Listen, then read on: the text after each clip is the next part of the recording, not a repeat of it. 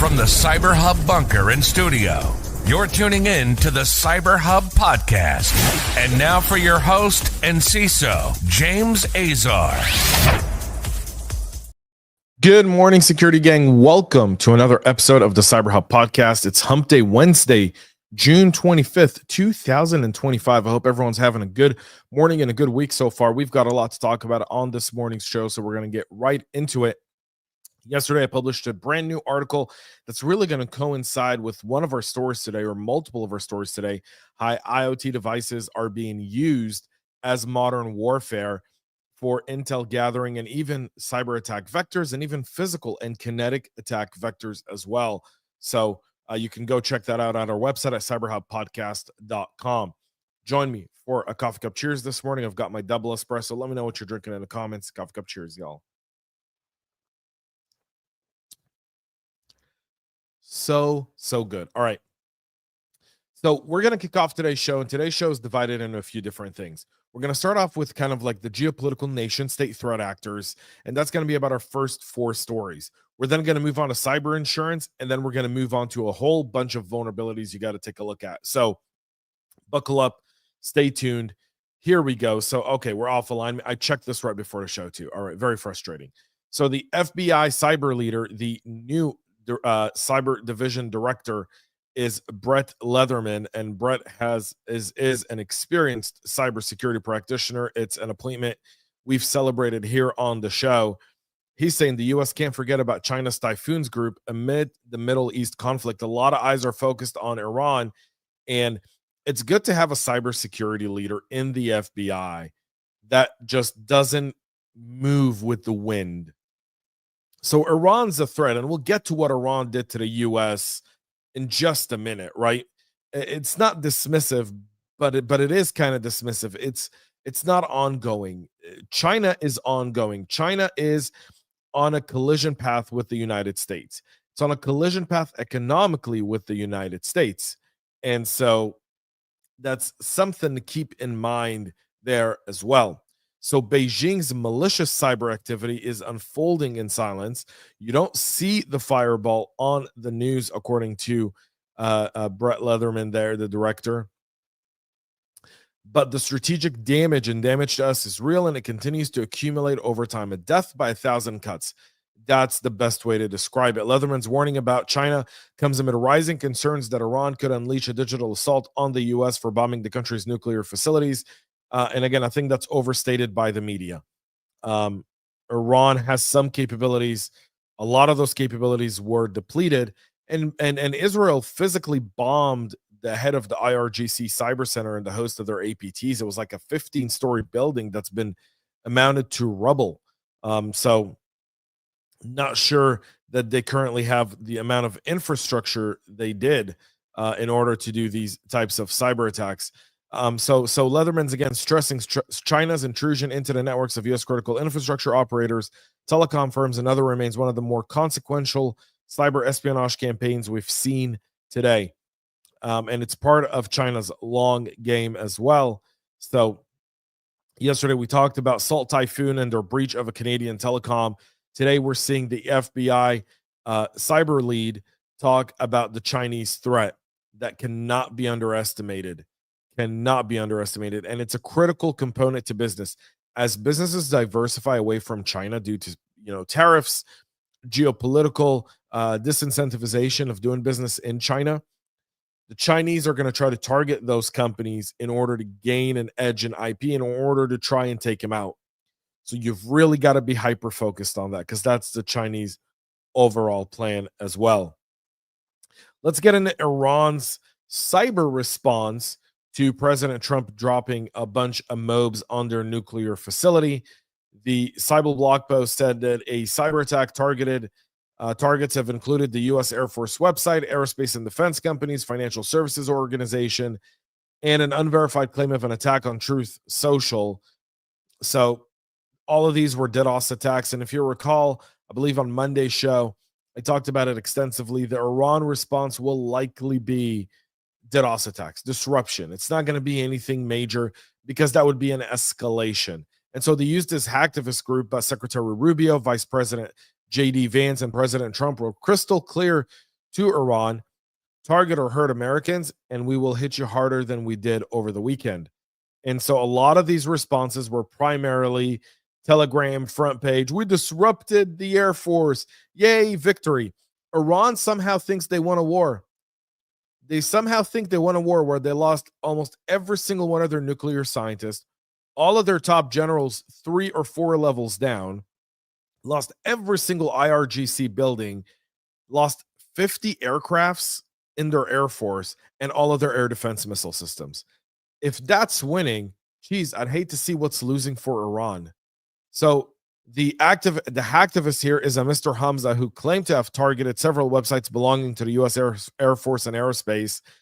The group posted its exploits using the hashtag OpUSA and included a checkhost.net reports that indicated downtime of the websites over a 10-hour period on June 22nd.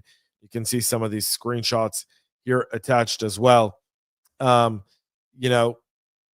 the best they could do, realistically.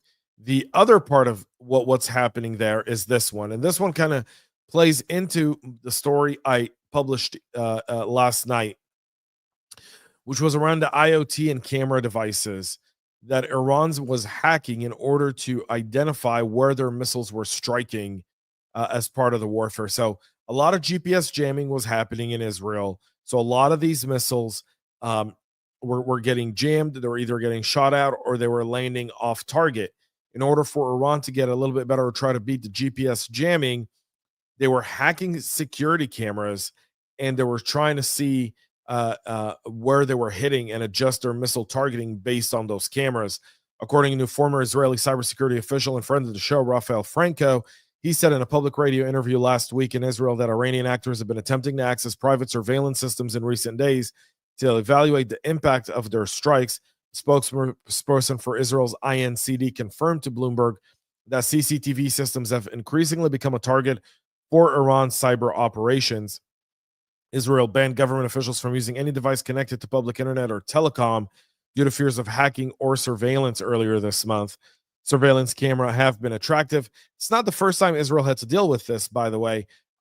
There was a terror attack at a bus stop in the entrance to the city of Jerusalem where the Hamas actors actually hacked the footage in order to show the terror attack almost in live streaming, and very similar to October 7th, although not at the same level.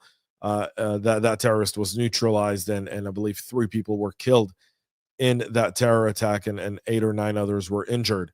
And so that wasn't the first time this happened, but the CCTV systems have also been exploited in the Russia-Ukraine war, where Russia will hack CCTV systems or surveillance cameras all over Ukraine in order to evaluate troop positioning, air defense systems, and so much more. Ukraine reported dismantling 2 surveillance cameras in Kiev that were compromised by Russian intel. And again, so kind of that playbook of what I talked about, how Russia and Ukraine became the cyber playbook for Israel, Iran. That's absolutely there. And in more news from Iran, which continues to prove to the world that they cannot be trusted, and the idea that they were on their back feet and the president decided to stop the war. I mean, no one wants war, but you had these guys on the ropes. Israel had them on the ropes. You could have let them finish the job. Thousands of personal records allegedly linked to athletes and visitors of the Saudi Games have been published online by a pro-Iranian hacktivist group called CyberFatah. Cybersecurity company Resecurity said the breach was announced on Telegram a few days ago on June 22nd in the form of an SQL database dump, characterizing it as an information operation carried out by Iran and its proxies. The actors gained unauthorized access to a PHP MyAdmin backend and exfiltrated stored records, according to Resecurity there. The leaked data included IT staff credentials, government officials' email addresses, athletes, and even visitor information, including passport and ID cards, bank statements, medical forms, and even scanned copies of sensitive documents. The activities align with a broader trend of hacktivism in the Middle East, where groups frequently engage in cyber warfare as a form of activism. CyberFatah calls itself an Iranian cyber team, has a history of targeting Israeli and Western web resources and government agencies. Going at Iran is that as well. Going at Saudi Arabia, by the way, is that as well. So that's the geopolitical part of the show this morning. Let's get into cyber insurance rates actually dropping 2.3% year over year to 7.1 billion in 2024, according to a new report released on Monday of this week by credit rating agency AM Best. Cyber insurance providers' loss ratio, though, is up. They used to pay out claims remains below 50%, indicating the market still remains profitable for them. And if it wasn't, they wouldn't sell it, by the way. Cyber insurance prices decreased by 1.6% on average. That's not much, by the way, but it's something. The premium decrease is close to the pricing decrease, indicated that the demand for cyber insurance is steady. So more and more companies are buying cyber insurance, which is flooding the market with more policies, which allows rates to go down because it becomes more and more competitive. So that's good news there. Let's get into some vulnerabilities here, and we'll start off with our friends over in North Korea, where cybersecurity researchers have uncovered a fresh batch of malicious NPM packages linked to an ongoing contagious interview operation originating from North Korea. According to Socket, the supply chain attack involves 35 malicious packages that were uploaded from 24 NPM accounts. These packages have collectively been downloaded only 4,000 times, and there's the complete list there, and you'll find that list on our website at cyberhubpodcast.com here after the show, so go and check it out. Each of the identified NPM packages contained an hex encoded loader dubbed hex eval, which is designed to collect host information post-installation and selectively deliver a follow-on payload that's responsible for delivering a known JavaScript stealer called Beavertail. Beavertail is configured to download and execute a Python backdoor called Invisible Ferret, enabling the threat actors to collect sensitive data and establish remote control of the infected host. This and contagious interview was first documented by Palo Alto's Networks Unit 42 in 2023 that continued to be active, targeting the software supply chain in NPM. That's a real significant challenge there. GitHub is rolling out patches for a remote code execution vulnerability in multiple enterprise service versions. CVE 2025-350-9er has a CVSS score of 7.1, and it would have allowed attackers to exploit the pre-receive hook functionality to bind to ports that are dynamically allocated and become available. The exploitation of the flaw, according to GitHub, is only possible under specific operational conditions. The vulnerability is only exploitable under specific operational conditions, such as during the hot patching process, and requires either site administrator permissions or a user with privileges to modify repositories containing pre-receive hooks, according to GitHub. So it's not significant. It's something, and it's only happening when they're trying to fix something. So the initial fix was found to be incomplete. There's now a full fix. You want to make sure to use that. Siemens informing customers yesterday that it's working with Microsoft to address an issue related to Defender antivirus and Semantic PCS products. According to the advisory published by Siemens, the problem is that Defender antivirus currently does not provide alert-only functionality. Siemens' documentation for the Semantic PCS 7 and PCS Neo process control systems describes the Defender antivirus configuration for specifying threat alert levels at which no default action is taken when a threat is detected. The problem is that if the product is set to ignore, then no action is taken and no alert is generated for the plane operator and administrator when malware is actually detected. If a different setting is used, Defender antivirus may delete or quarantine files flagged as potential malware, both true and false positives, which can lead to disruptions if the system is relying on the potentially infected file. And again, this kind of goes to the OT world. In the OT world, there's so many different protocols, and antiviruses have to be really primed for OT environments. So in this case, Defender antivirus and Siemens have some work to do together there as well. So until the company works out a solution with Microsoft, plant managers relying on this are advised to conduct a risk assessment to determine whether they want to be alerted about malware infections or risk disruptions if the antivirus deletes a potentially important file. Neither option is good. Neither option is a good one, by the way. Neither option is good. SonicWalls issued an alert on a campaign distributing a modified version of its Net Extender application to steal user information. An SSL VPN application, Net Extender, provides remote users with secure access to enterprise resources, offering file download and upload capabilities, network drive access, and more. The Microsoft Threat Intelligence, SonicWall have identified, in collaboration with Microsoft's Threat Intelligence, SonicWall identified a deceptive campaign to distribute a hacked and modified version of SonicWall's SSL VPN Net Extender application that closely resembles the official Net Extender software. The Trojanized version of the application was built on the latest release, version 10.3.2.27, and is digitally signed with a certificate issued for Citylight Media Private Limited. The malicious code in the modified application was designed to fetch information related to the user's VPN configuration and send it to a remote server. The threat actor modified two components in the net extender installer, namely the NE service and the net extender executables. So, together with Microsoft, the company took down the impersonating website and revoked the installer's digital certificate. So, something to pay attention to.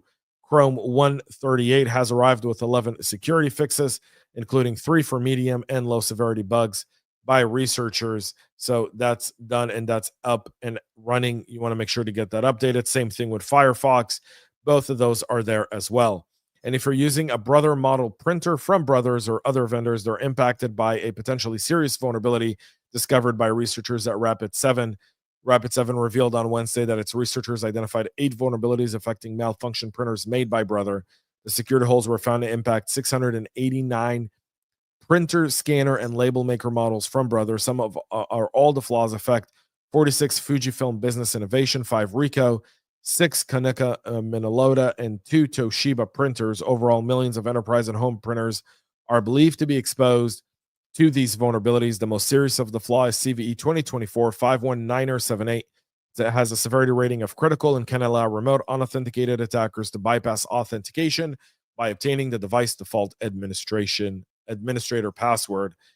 Together and chained, it could be exploited to obtain the device serial number, which is needed to generate the default admin password when you combine CVE 51978 and 51977.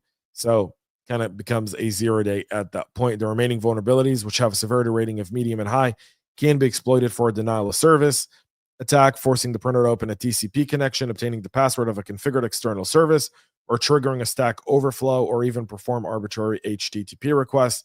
So Brother has patched most of these flaws, although CVE 2024-51978 cannot be fully patched in the firmware. And so there's a bunch of workarounds for that. That's it for our show this morning. We'll be back tomorrow at 9 a.m. Eastern live with all the latest and greatest cybersecurity news. Please make sure to go check out our website, cyberhubpodcast.com. Subscribe, follow, share, like, comment. And whoever's drinking bourbon aged coffee from Barrel House of Ball Ground, Georgia. Bourbon barrel aged coffee. I got it. You know what? Sounds interesting. Can't say anything about it. Love it. Until then, have a great rest of your day, y'all. And most importantly, stay cyber safe. We love feedback, so make sure to connect with us on social media and subscribe to our podcast on your favorite podcast listening platform.